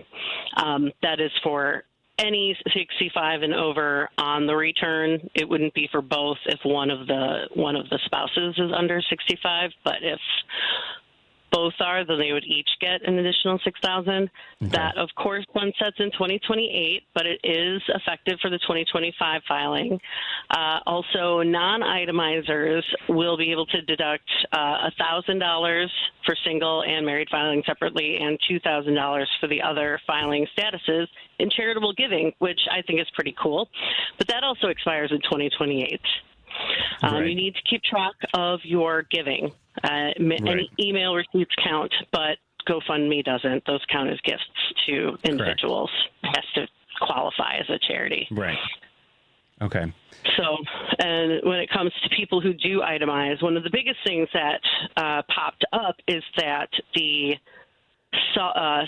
they call it the SALT deduction. It's the state and local tax deduction on your Schedule A, which is for itemized deductions, has gone up from the $10,000 cap that was in place with the Tax Cuts and Jobs Act to $40,000, which will help a lot of middle and high earners in high tax states and high property tax states who may have come close to being able to itemize before, but their deduction cap got cut off. Okay.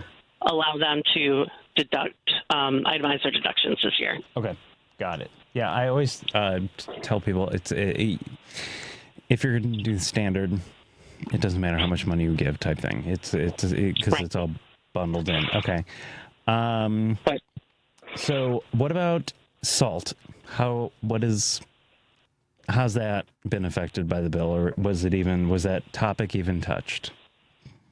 SALT, that was what I just talked about. Oh, I'm sorry. Yeah. I'm looking through what you sent me. Okay. Oh, yeah. salt deduction is up to $40,000, which Right, is, okay. it is definitely something that I know will help a few of our clients. Okay. Well, Offhand. that's good. And it's, yeah.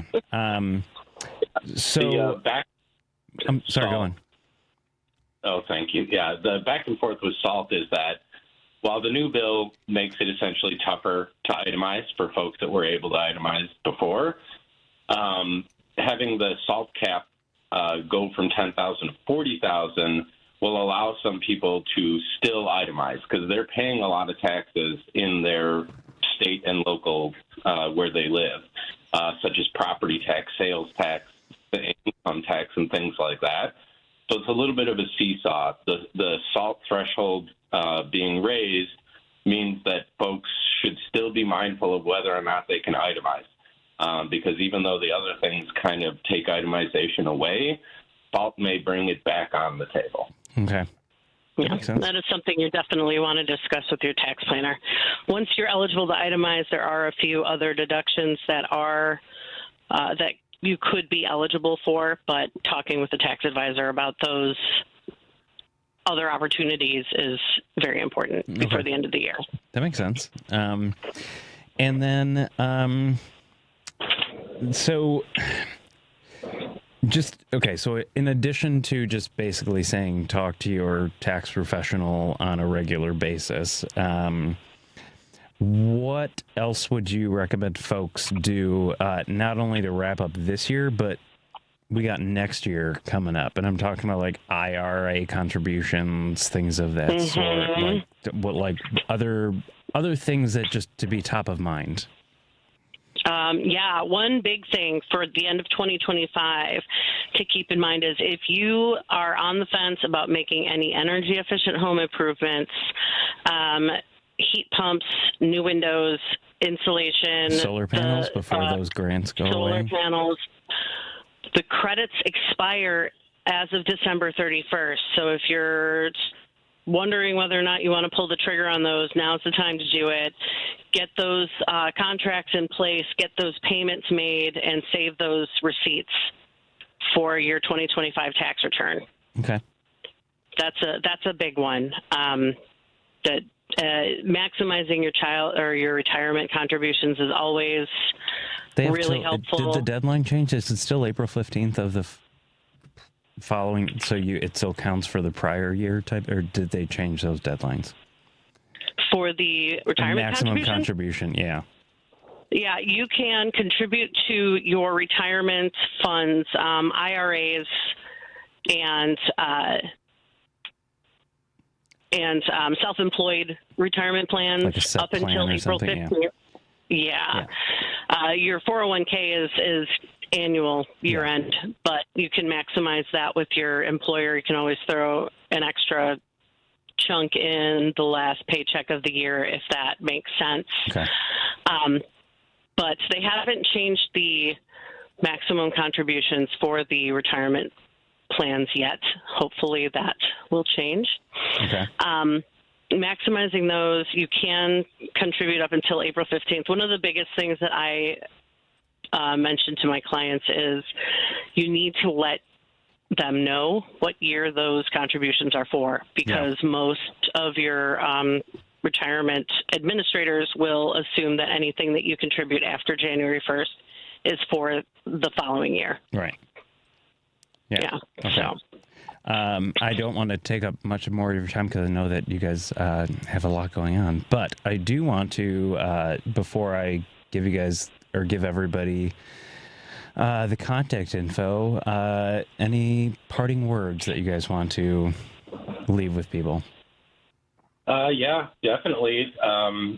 So much of what we're seeing now in the media discussing these new bills and things like that, folks are going to look at them and realize that parts of them do and maybe do apply to them.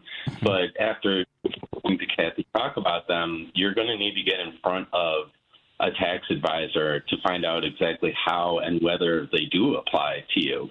and how you as a taxpayer can take the blurbs you're finding from the media and the things we're being told about these bills and actually get them applied to your tax situation. So just going back to the tips and the overtime, obviously there's a lot of people in this country working, have income from tips and overtime. Don't just take what you think you know about the situation. Get in front of a tax advisor before the end of the year and find out how those things apply to you. Yeah. Okay. Yeah. Kathy, how about definitely. Yourself? That's our number one rule of thumb, especially at ACC, is a tax planning session with your advisor at the end of the year, starting around now, because nobody really wants to work over the holidays. We want to make sure that everyone is taken care of. If there's anything we can do to help you maximize your tax advantages, we have to get them done before January or December 31st. So. Yeah. Okay. Thank you guys so much. We were just having a very, very informational session with Catherine. I call her Kathy because I kind of think that she's kind of like my sister. Kathy Anderson. You can call me Kathy. Yeah. And Jeremy Crystal, the owners of Anderson Crystal Consulting Firm. If you do want to email them, you can do that at info@andersoncrystalconsulting.com, or you can call or text them at 224-358-3191 and just call and ask some questions, and if they can help you out, go for it. But it's better to do it now than later, as we just learned. I really do thank you guys both so much for coming on. I even learned a couple of things. But thank you guys very much for coming on, and I wish you guys the best for the rest of the holiday, and we'll chat in the new year. Thanks so much, Dan. Yeah, have a great holiday, everybody.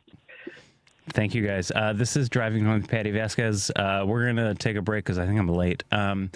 But we will be back in a minute. Cancer affects all of us. Today alone, 5,370 people in the United States will be diagnosed with cancer. That's why Stand Up to Cancer funds and develops the newest and most promising cancer treatments to help patients today. Stand Up to Cancer wants to provide you with every opportunity to join in this mission. By donating your home, land, or commercial property, you can help Stand Up to Cancer fund innovative cancer research. Donating eases the stress associated with selling a home and can also help lead to the next breakthrough in cancer prevention, diagnosis, and treatment. Stand Up to Cancer makes the process easy, and it may be tax deductible. It will take all of us standing up together to put an end to cancer as we know it. Help us save lives right now. Your home or property could hold the key to the next breakthrough in cancer research. Visit standuptocancer.org/giveproperty to learn more. Mom's early Alzheimer's diagnosis was hard to take. And when I left the oven on, we decided together that it was time to see a doctor and make a plan. Early detection gave us more time to seek out information and support as a family. If you or your family are noticing changes, it could be Alzheimer's. Talk about seeing a doctor together. For more information, visit alz.org/time to talk. A message from the Alzheimer's Association and the Ad Council. Are you looking for more in this world? Are you ready for something bigger? Then we are looking for you. The big-hearted, the bold, the messy and the gutsy. The teachers, the growers, the builders. The skilled, the sharers. The change makers. We need you. We are the Peace Corps. In more than 60 countries, we go all in and all out. We are volunteers, partners, communities, working together, living together, bringing our experience, passion, and joy to building a better world together. From tackling climate change in Mexico to keeping kids healthy in Kenya, from sustainable farming in the Philippines to education in Kosovo. We learn more, give more, share freely, and serve boldly. Are you ready to tackle the tough stuff? To go the distance to make a difference? Then we have a place where you belong. Join us at peacecorps.gov. The Hal Sparks Radio Program. What's Baby Yoda? Baby Yoda. Baby Yoda, which is, by the way, a lie. Yoda is a human being. That's what we look like when we're 900 years old. That's how we age. There is no Baby Yoda. Sorry to burst everyone's bubble. Well, he's 50 years old, so. Hal Sparks, Saturdays from 11 to 1 on WCPT 820, Chicago's Progressive Talk. Because facts matter. You're listening to WCPT 820. No detours, no distractions. Just bold ideas and real talk. This is Driving It Home with Patti Vasquez. And hello, everybody. This is Driving Home with Patti Vasquez. This is not, I always say this every time, this is not Patti Vasquez. And I apologize. But she asked me to fill in for this hour. We just had a really, really interesting conversation with two very smart tax professionals, and I will give the contact information again before the end of the show, and because it is important to plan before the end of the year, just to make sure there isn't any loose ends that you need to tie up. Make sure those are good, and then set yourself up for, I can't believe I'm saying 2026, and I can't believe that it's, now we're getting into politics. I can't believe it hasn't even been a year. So if you do want to join the conversation, you can call in anytime, 773-763-9278. There is also the text line. I don't have that in viewing, but my good friend Matt over here, who is making it look like I know what I'm doing, is helping me out. So feel free to call or text any questions that you might have or any topics that you want to talk about. I have a couple on top of my mind. I'm going to call it incredibly, yeah. Thank you, Matt. Again, just making it look, I know what I'm doing here, which is a very hard task. So thank you, my friend. No problem. And also I said chime in anytime you want. I am growing increasingly uncomfortable with.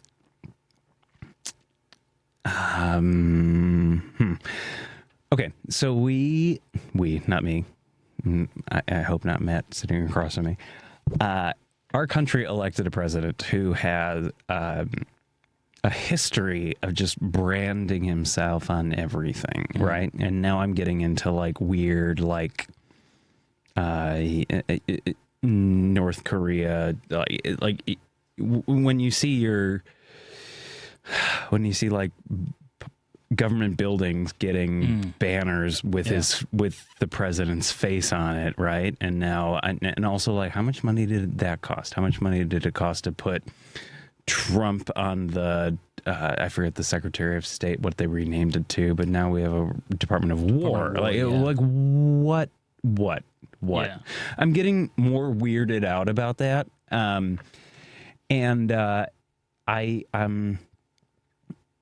I don't know. That just weirds me out. It's kind of a, and it's just happening, and it's just happening, and it's just happening. I don't get it.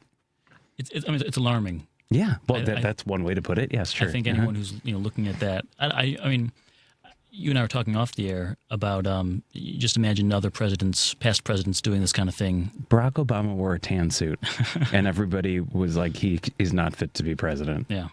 Okay. And now we're doing the Trump gold card.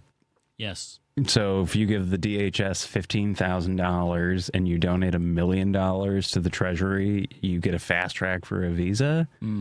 How? And then there's the platinum card, which I think is like $2 million or something. It's $2 million. How's that a thing? Yeah. But it has to be labeled the Trump. There's also the Trump Bible. There are Trump sneakers. There are Trump, and I love. My mother's, she is buying me them for Christmas. My purple Converse. I always have a pair of purple Chucks. But like, though, that's just me. I'm not wearing them today. I wish there was a way to get like a knockoff version of them, because I don't want to give him or any of his people any money. You know what's funny is I looked into buying them just to resell them. But there was no guarantee that I was actually going to get them if I bought them, because the resale value on eBay was like triple the value of what you were going to pay for it. I don't know anybody that actually got them. So Matt's screening the call, so I'm going to check about that. But it's like when you elect somebody who has a history of just selling for the sake of his own advantages, that's what you get. And I mean, it even goes as far as the East Wing, right? He got private donors to pay, allegedly, for this big ballroom, and everything is for sale. Everything is for sale. And I wanted to talk about this a little earlier about how I wish Democrats, I probably should have asked this question when Michael was on in the first hour, about how we always seem to be like a couple steps behind, right? So this FIFA medal, whatever that he got, also, FIFA has a history of allegedly being corrupt, and but there are a lot of people that are going to be coming here or need to come here for sports something, and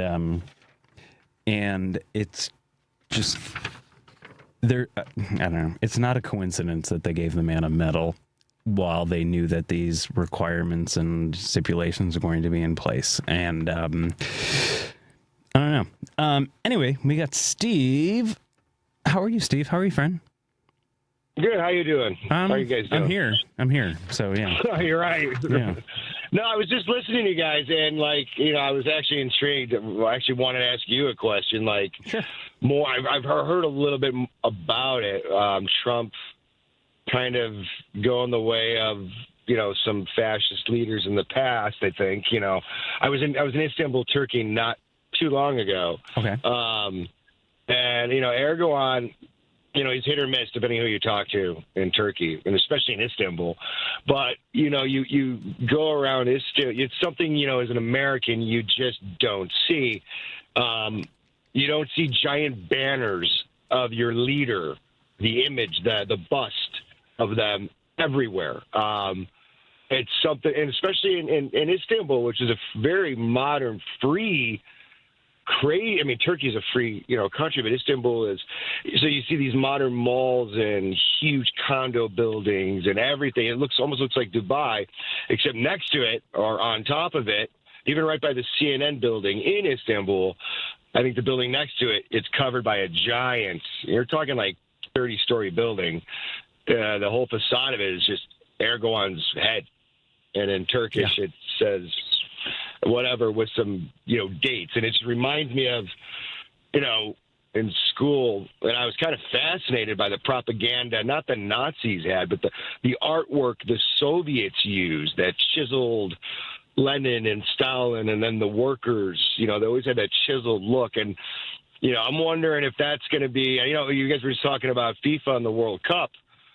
Is Trump going to have his bust and his image on banners all over Southern California? Yeah. And Steve, thank you for reminding me of the World Cup. I'm not a sports person, so I didn't realize what FIFA was. Yeah. Neither am I. I could care less. But you're not wrong. The propaganda game is real, and I think that in most cases, dictators, you've got very, I'll call it fragile egos, and so they just need to see their faces everywhere type thing. And that's exactly what's happening right now. That's exactly what's happening. He knows that he's losing. He knows that he's not performing properly. The economy is not great. We're at war with Venezuela, allegedly, because we just keep stealing all of their oil. And apparently I heard about 2 weeks ago, I just read it about an hour ago, that we just bumped off an Iranian cargo ship. We didn't really do anything. we stole all the munitions or supposed munitions or chemicals. It was heading from China to Iran. They got it off the coast of Sri Lanka. They let the ship go. They just took everything off of it. So I was talking with Patty in the first hour, and like when I say things, just know that like it's hard to keep up quickly, like with everything. So like allegedly they had the proper warrant for the Venezuelan oil tanker vessel because it was going to go to a country that we had sanctions against, again allegedly, but it's all happening so fast. What you just mentioned, maybe they had the proper documentation to do it. That's maybe my they thing didn't. with Trump and like all this the whole whatever, you know. And it's a shame about. And I think this is their mentality. We're on like a different subject here, but this is their mentality. They're going to go do, and they're even like F executive orders. They do not care. They're just going and doing things. Yeah. And there's no accountability. Damn the consequence, right? Because they know the courts are going to take forever. Sure. And by the time it comes around in court, you know, and they're not even, and here's the thing that's getting scary. They're starting, I think, to maybe not be listening to courts. And I think that was the breaking point for Germany. Yeah. When the Nazis stopped, when they took over the government, or they were elected and da-da-da-da-da. And when they stopped listening to the courts and then stacked the courts with their people. Because sorry, Steve, I cut you off. No, go. No, because my question is, all right, so 3 co-equal branches of government, right? So the legislative branch legislates. There used to be. And then the executive is supposed to execute.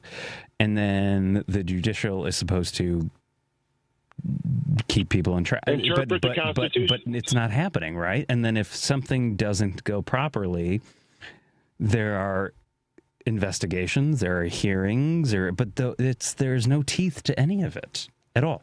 Right. I mean, right. You know, and one thing that it's kind of everyone's talking about Epstein, and we should be, you know, because I believe stay on Epstein because that could be the one thing that could hang Trump.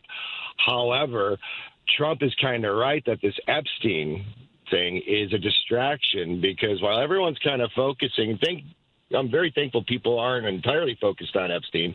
I think we're witnessing one of the biggest grifts in the history of the world. Absolutely. I think a lot of this tariff money, where is it going? What bank account have these? Like, I'm serious. Where's this money going? Right. I mean, they're setting this up like in a. Honest to gosh, like. What is really going on? There's nobody knows. I will say, and that is the most frightening thing. I will say the reason that Donald Trump ran for president 1 and 2 times, and he probably thinks he can run for it a 3rd time, and I'm praying to God that the system prevents that. I really am.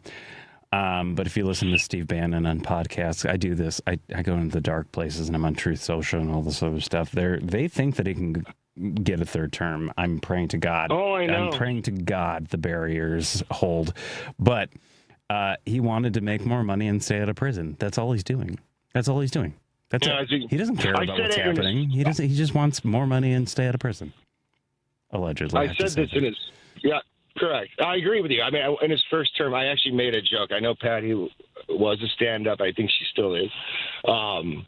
It was a joke I made to a friend of mine, when Trump was the first president of it was his first term. And one of the only things he did was, if I remember, was comprehensive prison reform. And I think he knew kind of want to make, because I remember Kim Kardashian lobbying him in the Oval Office saying it's rough in prison and we got to change this. And I think he did reform, he signed that bill. Pretty much everyone's on board with it because I think he knew potentially his future be there, for a lot of the people. I also think he's going to go to Qatar or something, but that's why they gave him a jet to get him to Qatar.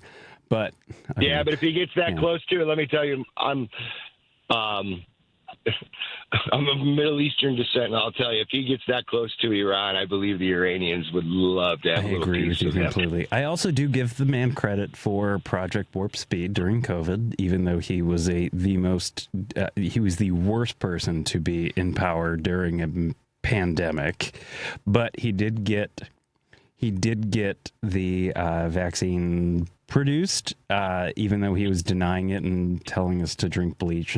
But he did that. Correct. He at least did that, and But now, yeah. But now, I mean, apparently, like, from what I understand, it's not covered anymore by... No, it's not at all, actually. That expired. Well, and so, the Republicans in the Senate voted down, I think it was Senate, maybe the House. No, I think it was Senate. So they denied the subsidies for Obamacare, and so now everybody is gonna get quite the bill when their premiums are due.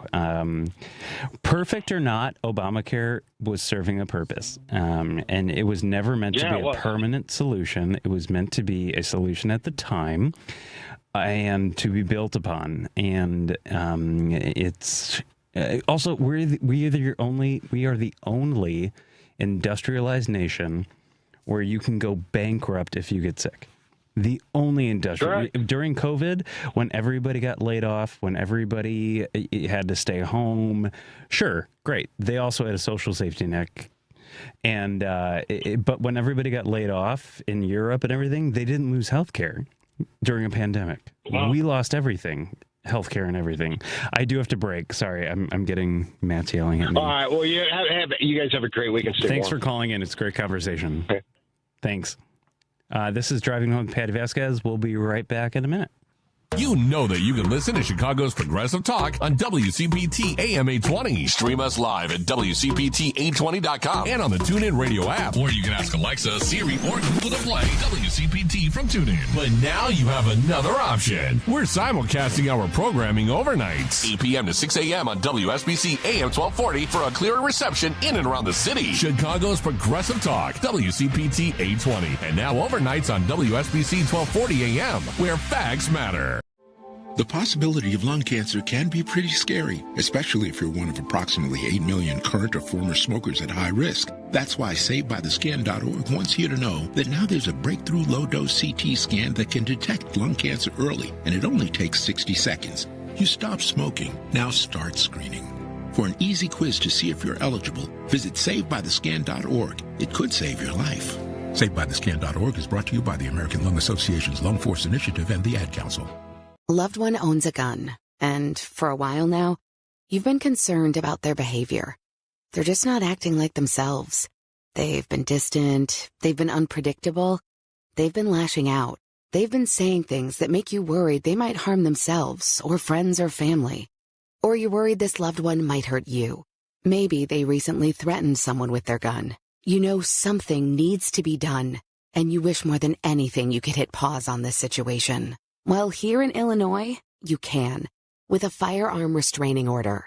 In extreme cases, this order temporarily prevents a person in crisis from having a firearm, giving them time to heal before they do something dangerous or even deadly. If you are worried about a loved one in crisis who has access to a firearm, learn more about firearm restraining orders at illinois.gov/pause to heal. A public service announcement brought to you by the Illinois Department of Public Health, Brady, and the Ad Council. You're listening to WCPT 820. Here's the latest Chicago weather update. From the Weatherology Weather Center, I'm meteorologist Regina Cole. Flurries will be possible for this evening. Otherwise, we'll see cloudy skies as temperatures dip back to around 8 above, and it will be breezy. Breezy into Saturday with snow likely. New snow accumulation less than an inch, a high around 13 and cloudy. Decreasing clouds expected into Saturday night as temperatures fall back to 1 below with breezy conditions still. Wind chill values will dip down to around 20 below Saturday night into Sunday morning. Sunshine returns for the day on Sunday, a high of only 11. That's your latest Chicago weather update. Right now, it's 28 degrees. This is Chicago's Progressive Talk, 820 AM, WCPT Willow Springs, and online at WCPT820.com, where facts matter. Hey Google, play WCPT. Streaming Chicago's Progressive. From city streets to political beats, you're driving it home with Patti Vasquez, where Progressive Talk fuels the ride. And hello, everybody. This is Driving It Home with Patti Vasquez. I am Dan Schaefer, filling in for Patti. Really good conversations tonight. There's Well, as we all know, there's always going to be a lot going on. And so we just need to keep with it, not get too tired. And one way to do that is with one of our sponsors, which is Fry the Coop, which is Chicagoland's answer to hot chicken. I hate doing all these things, so please bear with me here, okay? Joan and Patty do these so smoothly, and I'm going to struggle through this.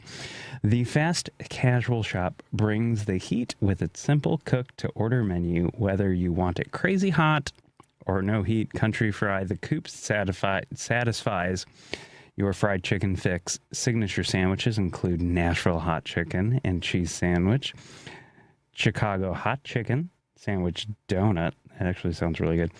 Donut fried chicken sandwich and spicy butter fried chicken sandwich. There's a lot of spaces here. She said this in the first hour. Fry the Coop has 10 locations in Chicago, and they're open daily. Visit frythecoop.com or follow them on Instagram at frythecoop. Contests running on WCPT 820 are open to listeners 18 or older and residents of the greater Chicagoland, Northwest Indiana area. 1 entry per person, 1 winner per household. Void where prohibited by law.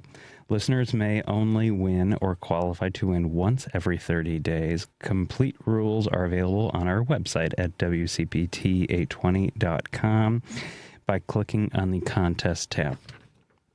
All right, that was fun. Okay, great. Now back to politics. But seriously, honestly, that is really, really great chicken. So I highly recommend calling in, and poor Matt's going to take your call here. But on that note, we got Roosevelt on the line. That's right. Hello, my friend. Hello, Dan. It's been a while, my friend. Thank you, my friend. Thank you for taking my call. Absolutely. Have a nice week. What's on your mind? Have a nice holidays. So, you as well. You know, this thing of Venezuela, I think eventually he's going to try to make it to Mexico because Venezuela has the same oil that he's interested in. And is it possible then, of course, this is a semi-rhetorical question, is it possible that since Putin has, Russia has always been controlling Cuba, is it possible maybe in his head he's doing this also for the reason he could say, look, I got Colombia, I got Venezuela, I got whatever, in South America. I got more countries under control. I'm a better dictator than you are. You know what I'm saying? Yes. Because I think that, let me just finish with this idea. Yeah.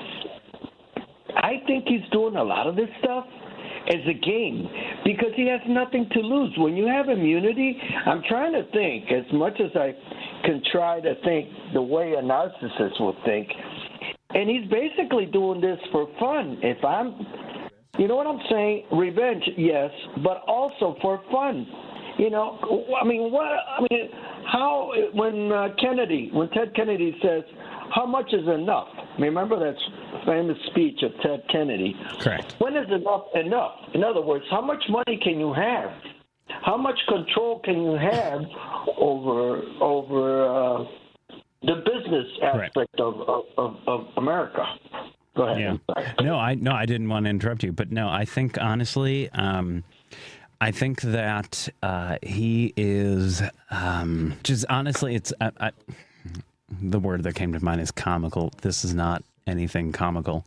I think that it's ironic that the majority of this country is the majority by saying at the last election he had a lot of individuals that voted for him. I do think that there are a lot of people that stayed home and didn't vote for him, that thing.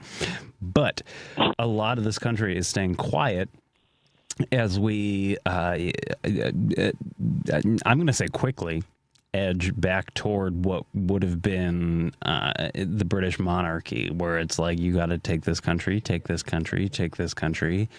And then that's, and when you said he thinks it's fun, when you're the president of a country of over 300 million people, you're not having fun, right? That's not the role of the job. But when there are no checks and balances that are currently happening, I do think that it's not out of the premise of his mind to say that I can take that country. Now, whether or not it actually happens, and I pray to God it does not, I resonate with you. I resonate with your concern. I really do.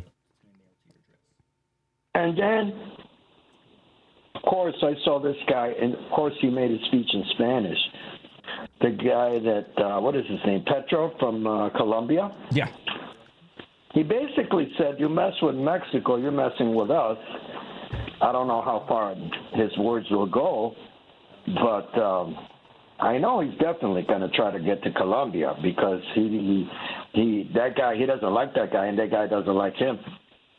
That's an interesting topic, and I think I'm not going to do that on Patty's show because I don't want to have conspiracy theory things of but it honestly, on a podcast or something, thinking about the conspiracy theory of trying to unite all of America type thing, I don't know, I'm not sure, but I won't do that with Patty's show. But I do think that he is just trying to do, and this is he's doing it in front of all of our faces, right? He's just doing things and seeing if he can get away with it, which is his normal, that's how he does things, right?